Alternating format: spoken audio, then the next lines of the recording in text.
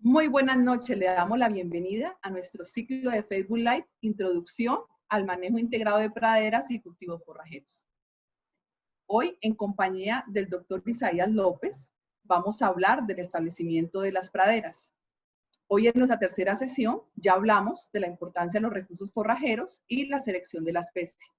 Pero antes de entrar en contexto, vamos a responder algunas preguntas que nos hicieron en nuestra sesión anterior. Mario Alberto Bolaños Marín nos pregunta, ¿qué criterio le merece el Cuba 22? Hola, ¿qué tal? Gracias a Pamela por la traducción de las preguntas y vamos a tratar de contestarlas. La primera se refiere al concepto que tengo yo acerca del zacate de corte, supongo de la especie Penicetum purpureum o M22. Bueno, como ya lo dije, es uno más de los zacates de corte como el Taiwán, el King Grass, el elefante, que son anteriores a este, ¿no? La ventaja, la gran ventaja que tiene este zacate en comparación con los anteriores es que no tiene ajuate, es decir, las pilosidades técnicamente llamadas tricomas que causan mucha urticaria, comezón y que molesta tanto a gente como a animales, han sido casi eliminados de esta variedad o cultivar de los zacates de corte. Rinde en términos de rendimiento y de comportamiento agronómico, es muy semejante al zacate Taiwán. Es decir, podríamos encontrar en buenas condiciones alrededor de sus 28, 30, 32 toneladas de materia seca por hectárea por año y cortado o pastoreado a la ventana de corte que sugeríamos de entre 45 y 55 días, la planta completa puede andar en un tenor de alrededor del 12% de proteína cruda, dependiendo de la localidad donde esté y el manejo que se le dé, especialmente fertilización o no. Pero 12% de proteína en planta entera es muy buen contenido de proteína para una planta tropical. En general, yo tengo un concepto muy bueno, excelente, del zacate de corte OM22. Eduardo Arquí Maldonado nos pregunta, ¿el maní forrajero es un grupo? ¿En qué grupo se encuentra? La siguiente pregunta se refería al cacahuatillo o maní forrajero. Me imagino que se refieren al Arachis pintoi, aunque también hay Arachis glabrata. Ambos yo los consideraría dentro del grupo 3, estos que se establecen en condiciones de suelos que permanecen húmedos por una mayor parte del tiempo, en el clima AW, de cálido subhúmedo, o sin ningún problema en los climas AM o AF, es decir, con lluvias todo el año. Sí requiere un poquito más de humedad, pero es vigoroso, es agresivo, y yo lo he visto compitiendo muy bien en las asociaciones, inclusive con Brachiaria humidícola, que es bastante vigoroso y agresivo. Entonces se asocia bien con pangola, con estrella y con otras especies de gramíneas que ya las clasificábamos como de hábitos de crecimiento rastreros. Buen zacate, buena leguminosa, una buena oportunidad para mejorar la calidad de los forrajes de bajo valor nutritivo como el chetumal, Brachiaria humidícola. Andrés Santos Restrepo nos pregunta, ¿qué concepto tiene el pasto clon 51 y sus aportes proteicos? Y en relación al clon 51 es básicamente lo mismo, el mismo concepto que tengo de muy bueno, como tal y como es el caso del OM22. Nada más que el clon 51 es de más reciente liberación y supuestamente tiene algunas otras ventajas. Es un poco más competitivo, más agresivo, más vigoroso y dicen que también un poquito más precoz. Sin embargo, todavía no he visto yo personalmente trabajos experimentales donde se comparen ya bien con otros cultivares o ecotipos de la especie Penicetum purpureum. Pero bueno, definitivamente son buenos zacates y están libres de ajuate o tricomas, pues, que causan molestias, pican, dan comezón, ¿ok? Entonces, buen concepto, tanto del OM como del clon 51. Muchísimas gracias, doctor Isaías, por sus respuestas tan claras y concisas. No olviden que durante la sesión pueden estar haciendo sus preguntas para responder al final de la misma por el doctor Isaías. Buenas tardes, de nuevo aquí transmitiendo desde casita en Boca del Río, Veracruz. debido a la contingencia con el COVID-19, ¿no? Saludos a todos, espero que todos se encuentren bien. Muchas gracias a los organizadores de este que llamamos brevísimo curso sobre manejo integral de praderas. Gracias a la gente de Super Ganadería. Gracias a los productores que están ahí haciendo todo lo posible porque esto salga bien, aún en estos tiempos. Y sobre todo, pero sobre todo, por supuesto, gracias a todos ustedes que nos acompañan. Espero que sea de utilidad esta pequeña plática que vamos a tener ahora con el tema de establecimiento de praderas. Nuevamente les presento el proceso general de producción de forrajes en cualquier rancho que tiene por lo menos las 5 etapas que hemos mencionado y vamos a seguir mencionando. La selección de la especie, el establecimiento de la pradera, el manejo agronómico, la cosecha a través del corte o del pastoreo y la conservación de forrajes. Ya hablamos en el capítulo anterior de la selección de la especie.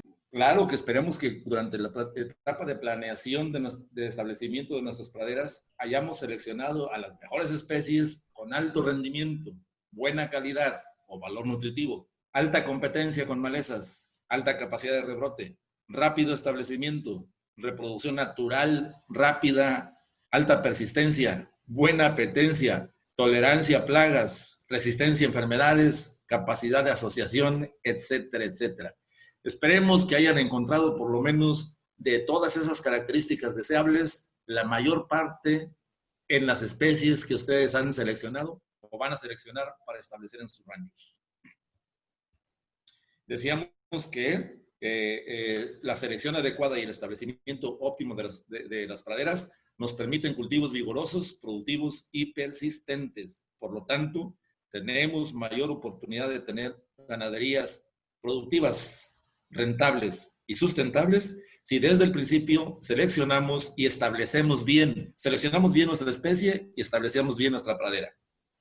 Yo sé que las condiciones de arranque de establecimiento de la pradera en diferentes ranchos van a ser totalmente diferentes, cada rancho es particular. Algunos empiezan desde montes totalmente, vegetación secundaria de la selva que teníamos en nuestra vegetación original. Otros empiezan de acaguales de cultivos, pero independientemente de eso, los pasos que vamos a ver a continuación espero les sean de utilidad, independientemente de la etapa inicial en la que se encuentre su predio para establecer su pradera. Tenemos que recordar cuestiones básicas que luego resultan ser muy importantes, como los factores que influyen en la germinación de la semilla y en el establecimiento de las praderas. Por supuesto que uno es la humedad. Recuerden que necesitamos por lo menos, entre 2 y 3 meses de humedad residual para que la especie que sembramos tenga capacidad de germinar, emerger y desarrollarse, de preferencia hasta madurez fisiológica. Entonces necesitamos aproximadamente 3 meses de humedad residual en el suelo después de la siembra. La aireación del suelo es muy importante, ya que las raíces están compuestas de tejidos que respiran, entonces necesitan oxígeno en el suelo. La aireación del suelo es muy importante para el desarrollo de nuestras plantas. Las raíces son la boca de la planta, son la que lo alimenta. Y si ahí tenemos bocas que alimenten bien a nuestra planta, vamos a tener praderas muy productivas. Si tenemos raíces pequeñas, nuestra biomasa aérea también es pequeña. Tenemos que recordar que las condiciones físicas del suelo, ¿se acuerdan que hablábamos de los suelos en términos de textura, estructura, materia orgánica? Es muy importante para ver la selección de la especie. Que tengan los nutrimentos suficientes para satisfacer las necesidades de una especie más productiva o menos productiva. El adecuado pH es un factor definitivo en cualquier proceso biológico. Y el establecimiento y producción de forrajes pues es un proceso biológico. Considerar las temperaturas óptimas para el desarrollo de nuestra pradera, ya lo vimos en el capítulo anterior. Tenemos que estar conscientes que a veces existen presencia de depredadores, insectos, aves, roedores, que se comen nuestras semillas o nuestras plántulas. Entonces, cuando establecemos, hay que asegurarse de que pues, no nos vayan a hacer una travesura estos depredadores. Las malezas que compitan con nuestra siembra, pues casi siempre vamos a tener una buena cantidad de especies de hierbas que son nativas y que participan en el proceso inicial de sucesión ecológica y compiten, por supuesto, con aunque no sean productivas, compiten por suelo, por agua, por nutrimentos, por luz, con nuestras especies deseables. Entonces, lamentablemente, en algunas ocasiones sí consideramos a algunas de esas plantas como malezas y ojalá nuestro cultivo pudiera ir desde el principio libre de esas especies para que nos manifieste todo su potencial productivo desde el primer año hasta toda la vida útil de nuestra pradera. Aunque hay muchas otras cosas que intervienen, para mí los 3 puntos fundamentales en el establecimiento de un cultivo cualquiera, y por supuesto incluyendo nuestras praderas, son definir la época, el método y la densidad de siembra. 2, preparar adecuadamente la cama de siembra. Y 3, sembrar de acuerdo a las recomendaciones de semilla pura viable, no lo que se me antoje sembrar, los kilos que me dijo el compadre y cuánta cosa. Cada especie tiene una cantidad adecuada de semilla viable que debe ser depositada en el suelo para tener una población adecuada de plantas que no sean en exceso y compitan entre ellas, reduciendo la productividad, pero que tampoco sean muy poquitas, de tal manera que no alcancen a cubrir toda el área y a ser productivas. Además, cuando hay muy poquitas, seguramente las especies nativas, las hierbas, las malezas, van a ocupar los espacios desnudos y a competir con nuestra pradera desde el principio. Entonces, todas las especies en todo el mundo de cualquier cultivo tienen una recomendación de densidad de siembra en términos de cuántos kilogramos se deben de tirar de semilla pura y viable.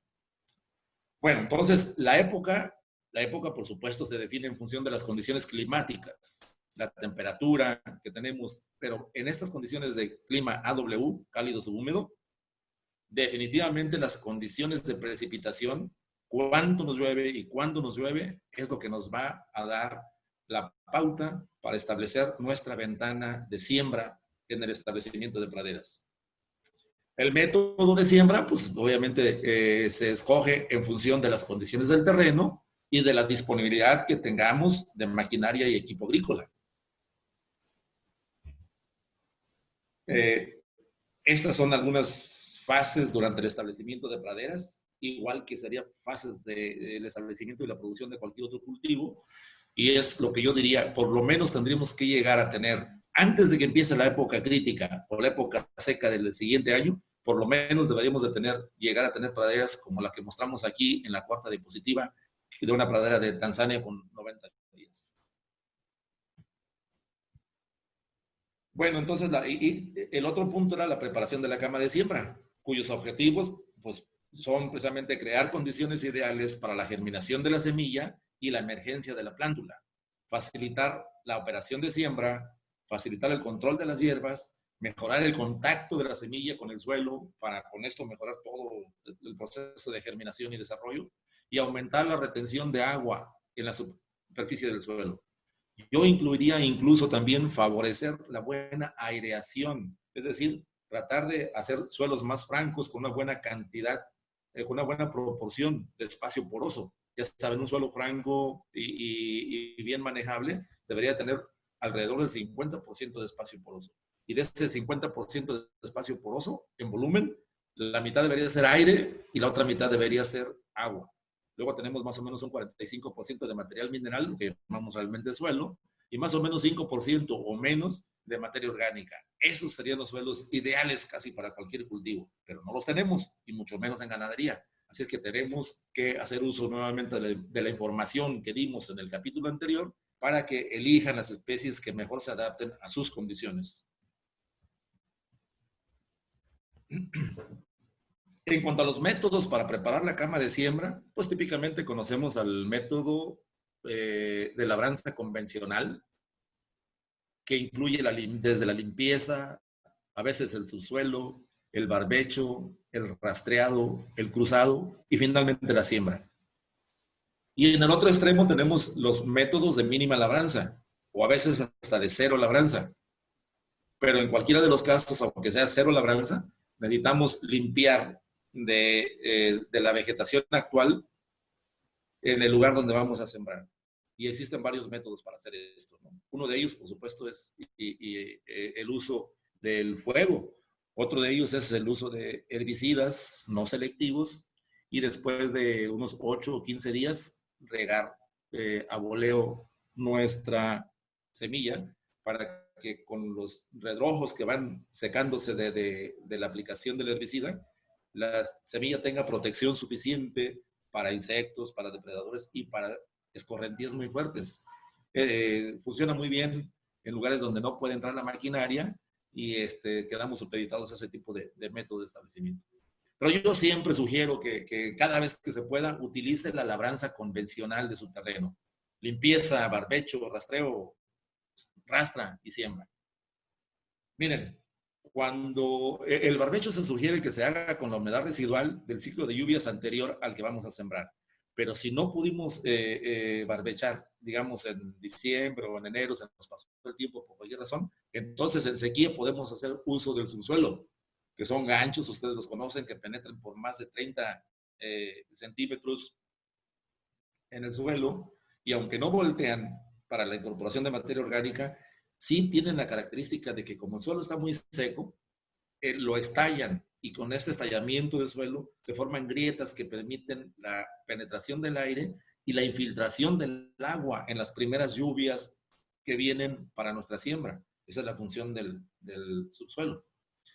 Mientras que el barbecho o aradura, como algunos le llaman, les decía que se debe hacer con la humedad residual del ciclo de lluvias anterior al que se va a sembrar. Es decir, si yo quiero sembrar ahorita, en junio, dentro de un mes, el mes que entra, el barbecho lo tuve que hacer en noviembre, diciembre o enero, para que el barbecho cumpla con sus funciones, que deben ser el volteo del suelo para la incorporación de la materia orgánica, y esto tarda por lo menos 2-3 meses, digo, tarda mucho más, pero por lo menos deberíamos de dejar volteado el suelo sin mover 2-3 meses para la incorporación de la materia orgánica, para que la aireación del suelo se lleve a cabo correctamente, para que se destruyan algunos ciclos biológicos con el sol y las temperaturas de algunos patógenos que suelen anidar en el suelo, y para lograr todos los beneficios de este barbecho lo tenemos que dejar, como les decía, por lo menos 2 o 3 meses volteado. Otros beneficios, por supuesto, colaterales a lo que les estoy diciendo, si permite la incorporación de materia orgánica, la penetración del aire y la penetración del agua cuando llegue, entonces, por supuesto que favorece el desarrollo de la biología del suelo, el desarrollo de los organismos que necesitan suelos bien aireados para su mejor desarrollo. Tal es el caso de las lombrices y otros organismos que benefician la fertilidad del suelo. Después del arado, si se hace, digamos, en diciembre, a los 2 o 3 meses, si el suelo está un poco húmedo o hay un poco de chipichipi, cabañuelas, nortes, etcétera, pasamos un primer paso de rastra. Un primer paso de rastra que nos permite, por supuesto, las funciones de la rastra son destruir los terrones que dejó el barbecho, es decir, mullir el suelo y principalmente destruir malezas que se hayan desarrollado. Ahí, en febrero o marzo, le damos el primer combate fuerte a las malezas que competirían con nuestro cultivo en junio, cuando lo establecemos. Ya saben que hay rastras de tipo pesado. Mucha gente en mínima labranza utiliza este tipo de rastras tratando de sustituir el barbecho, pero no, el barbecho es insustituible porque tienen funciones diferentes. El barbecho, digamos, esponja el suelo, mientras que la rastra lo mulle, lo hace más chiquito. La estructura del suelo destruye un poco la estructura, mulle el suelo y es más fácil que ese suelo quede compactado después de una lluvia. Los componentes del suelo quedan más pequeños y entonces es más fácil que se compacten. El barbecho tiene la función de descompactar, por supuesto, ¿no? Igual que el subsuelo, por cierto. Pero mucha gente utiliza esa rastra pensando que hace lo que hace el arado y definitivamente no, esa no es la función. Son funciones casi opuestas. Lo que sí es que la rastra destruye, por supuesto, las malezas, ¿no?, que hayan salido antes de la siembra. Tenemos otras rastras un poco más chiquitas que ya casi no se usan, las de rastra ligera con enganche al tercer punto, muy prácticas para siembras pequeñas y tractores pequeños también. Pero entonces les decía, las funciones principales de la rastra son mullir el terreno, hacerlo más finito en sus componentes y destruir las malezas que son la competencia de nuestro próximo cultivo, para que cuando sembremos el terreno esté más o menos como se muestra en esta diapositiva. Ni totalmente mullido y puro resquebrajado, porque eso se compacta muy rápido, pero sí que no haya terremotos ni malezas que nos compitan con nuestra siembra.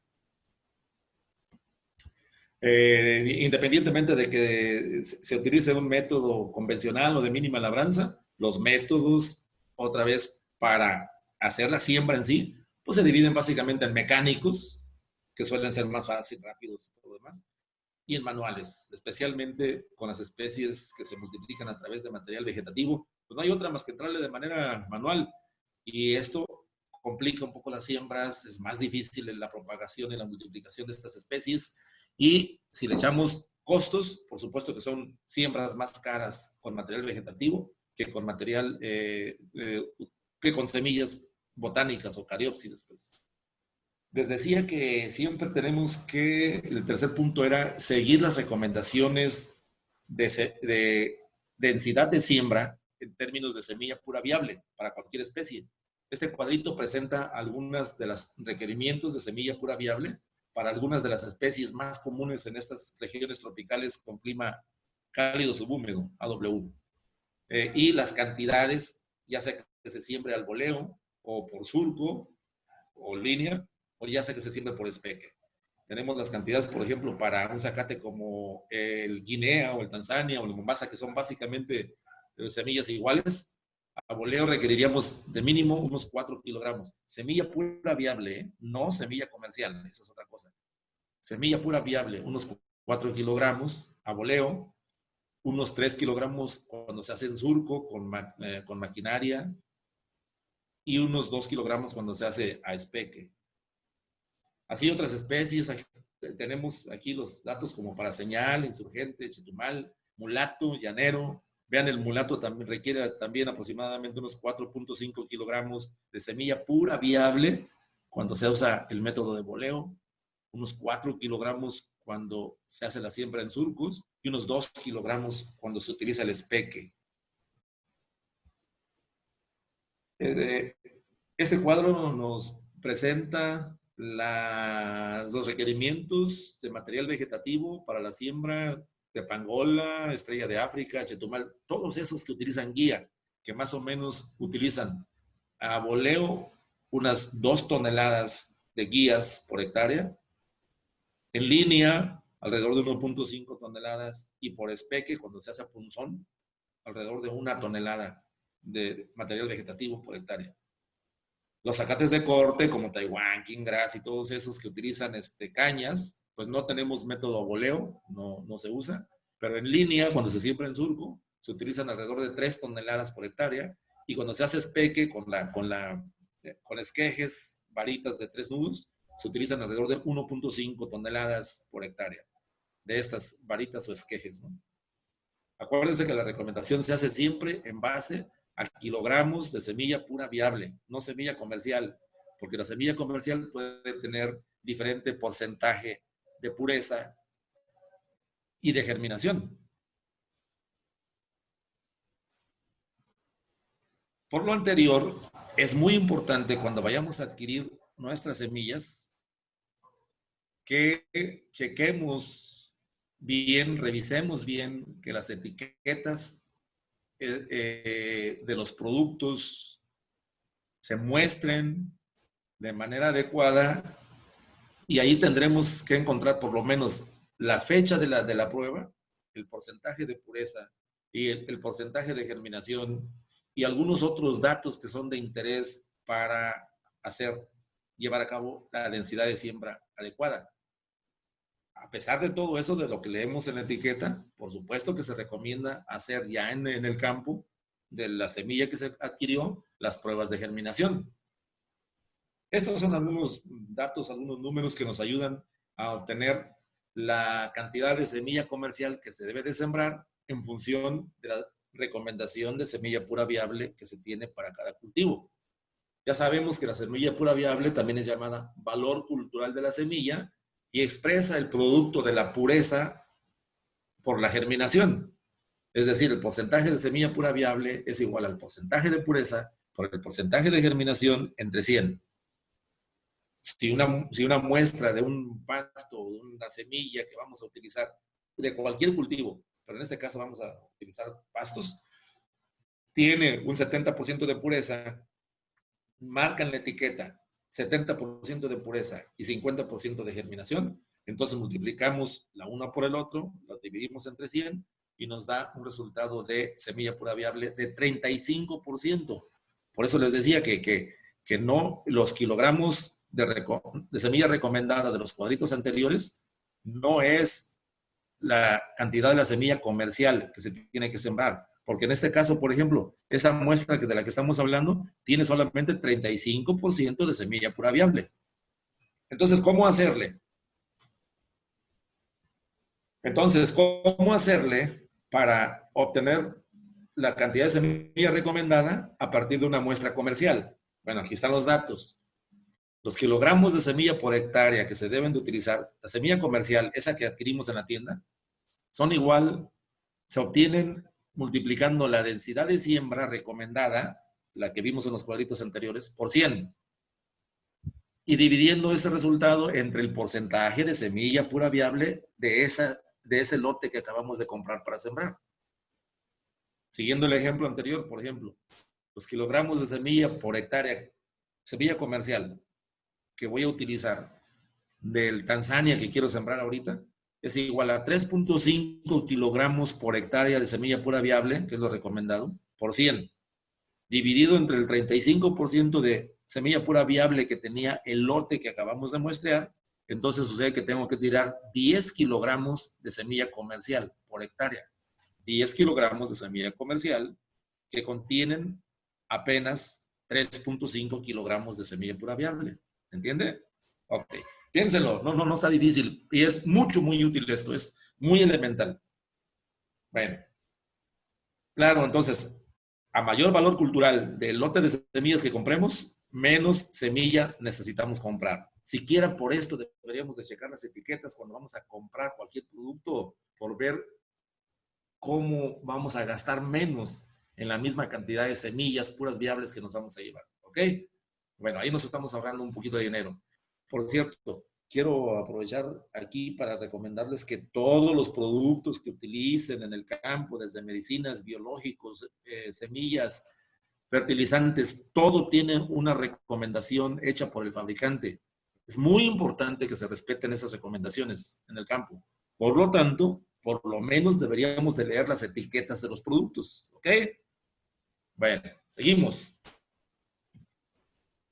Estas son las pruebas de germinación que no viene al caso platicar ahora. Sencillamente se seleccionan o se toma una muestra de 100 a 400 semillas por bulto. Se siembran en macetas o en vasos o en charolas de germinación o en platitos de cartón. Y entonces se riegan diario para que tengan humedad constante sin que se encharquen. Y se van contando las semillas que van emergiendo.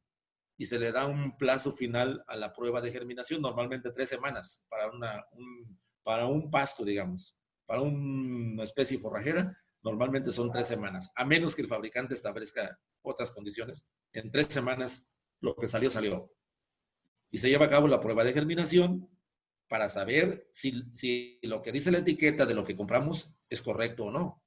Y entonces podremos tener alguna base siquiera para reclamación en un futuro. Porque esta es una de las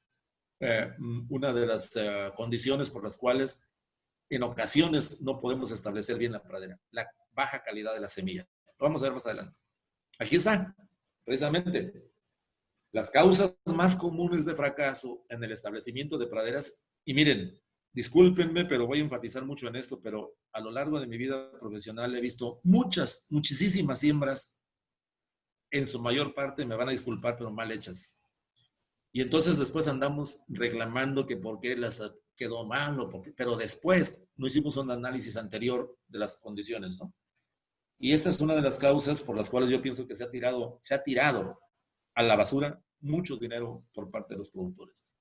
Deberíamos de tener muchas más praderas bien establecidas en nuestro trópico, con la cantidad de semillas que se han vendido para sembrar nuestras praderas. Y todavía no tenemos bien establecidas el 100% de nuestras praderas. Bueno, en esta diapositiva podemos ver las causas comunes de fracaso en el establecimiento de praderas. Y una, por supuesto, que tiene que ver con la mala calidad de la semilla, porque a veces, en ocasiones ni siquiera nos fijamos en la etiqueta y andamos sembrando semillas que se produjeron hace 2 o 3 años, y esas semillas de pastos normalmente ya no sirven.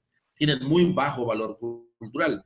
O bien ni siquiera checamos la etiqueta para ver la cantidad de semilla pura viable que tenía. ¿Ok? Pues la mala calidad de semillas es una causa muy común en el fracaso del establecimiento de praderas. Lo que le sigue para mí es la mala preparación de la cama de siembra. Yo siempre que se pueda recomiendo que se lleven a cabo el establecimiento de las praderas utilizando el método de preparación convencional. Bueno, hablando de pruebas de germinación, si quieren luego platicamos a detalle de este tema y hacemos algunas cosas más prácticas en el campo. Porque sí, la mala calidad de la semilla es una de las causas más comunes en el fracaso en el establecimiento de las praderas. Normalmente estamos utilizando semillas de bajo valor cultural y no checamos con anterioridad que fueran semillas nuevas, no viejas de hace 2 o 3 años. Y entonces, pues, el valor cultural, el porcentaje de semilla pura viable de esta especie, pues baja mucho. Otra causa común en el fracaso del establecimiento de praderas es la mala preparación de la cama de siembra, de la cual hablamos hace rato. Y yo insisto que siempre que sea posible, hay que utilizar el método de preparación del terreno de manera convencional, con barbecho, bueno, limpieza, barbecho, rastra, cruzado y finalmente la siembra. Todo hecho a tiempo. Porque luego sucede que andamos ya en la época de lluvias queriendo hacer toda la carrera cuando no hemos planeado adecuadamente ni la selección de la especie, ni en qué tiempo debemos hacer los diferentes actividades en la preparación de la cama de siembra. Es muy importante este tema y muy amplio. Yo les sugiero entonces que preparen la cama de siembra lo mejor que ustedes puedan. Otra causa de fracaso es el inapropiado potencial agroecológico del sitio. De esto ya hablamos en el tema 1, en el anterior, cuando hablamos de selección de la especie y los requerimientos de suelo y de clima de acuerdo a los grupos, a los 5 grupos que establecimos ahí en esa plática. Entonces, muy importante porque tiene que ver con la capacidad de adaptación y persistencia de la pradera. Algo que a veces no notamos es que la presencia de depredadores, ya sean aves, insectos, plagas o algunas otras incluso enfermedades, pueden echarnos a perder nuestra siembra. Otra causa son siembras demasiado profundas que se retapan. No se preparó bien el terreno o bien no se siembra a la profundidad adecuada, que normalmente está entre 5 y 7 veces el diámetro de cualquier semilla. Esa debe ser más o menos, en una recomendación general universal, la profundidad de siembra. Varía, podemos hacerla variar de acuerdo a ciertas características, pero de manera general la profundidad de siembra debe andar entre 5 y 7 veces el diámetro de nuestras semillas. Otra causa, por supuesto, la erosión por lluvias y o vientos. A veces queremos hacer siembras de cobertera o de cobertura, como le llaman algunos, a voleo, en terrenos que tienen una pendiente muy pronunciada. Y entonces, pues obviamente el agua o hasta los vientos se puede llevar nuestra semilla. Hay que tener cuidado con eso. Las siembras con mínima o con cero labranza deben ser hechas muy cuidadosamente. Claro que el mal drenaje y la temperatura del suelo nos afecta tanto la germinación como la emergencia de la planta.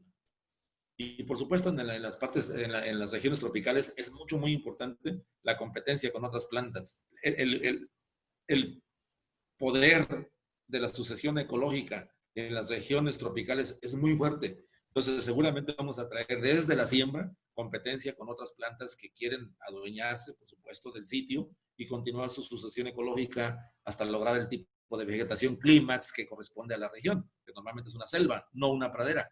Entonces, nosotros tenemos que imponer fuerza, energía, para mantener nuestras praderas limpias, sanas y productivas desde el principio, desde el establecimiento.